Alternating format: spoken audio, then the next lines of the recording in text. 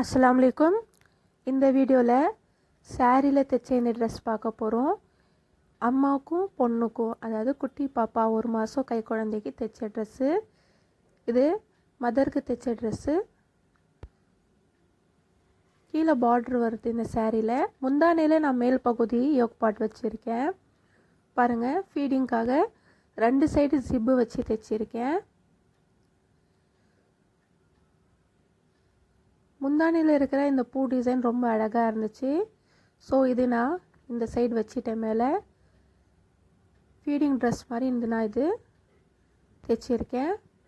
Neck பாருங்கள், நல்ல மெலிசாக பைப்பிங் கொடுத்து அழகாக ஃபினிஷிங்காக இருக்குது.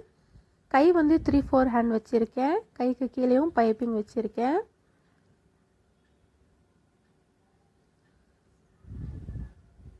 கைக்கும் டிசைன் வந்துச்சு. கீழே பாருங்கள், 1 இன்ச் அளவில் ஃபில்ட்டு கொடுத்து ப்ளைனாக வச்சுருக்கேன். கீழே பார்ட்ரு வந்திருக்கு.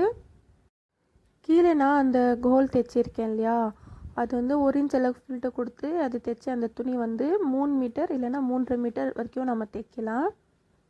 அவங்களுடைய அகலம் பொறுத்து, இடுப்பு அகலம் பொறுத்து. அதுக்கப்புறம் மீதி இருக்கிற துணியில் குட்டி பாப்பாவுக்கு இந்த ட்ரெஸ் தைச்சிருக்கேன். இதுவும் அதே டிசைனில் தான். 1 இன்ச் அளவுக்கு ஃபில்ட்டு கொடுத்து கீழே லேயர் கொடுத்து மேலே நான் முந்தானையில் கொடுத்த அதே டிசைன் குட்டி பாப்பாவுக்கு வச்சுருக்கேன். ஏன்னா அந்த பூ மட்டும் தலைகீழாக நான் வச்சுட்டேன் மேலே. பாருங்கள், பேக் சைடும் அதே மாதிரி நான் வச்சுருக்கேன். அண்ட் 2 ஹூக்கு வச்சுருக்கேன். ஸ்லீவ்லெஸ் தான் நான் தைச்சிருக்கேன்.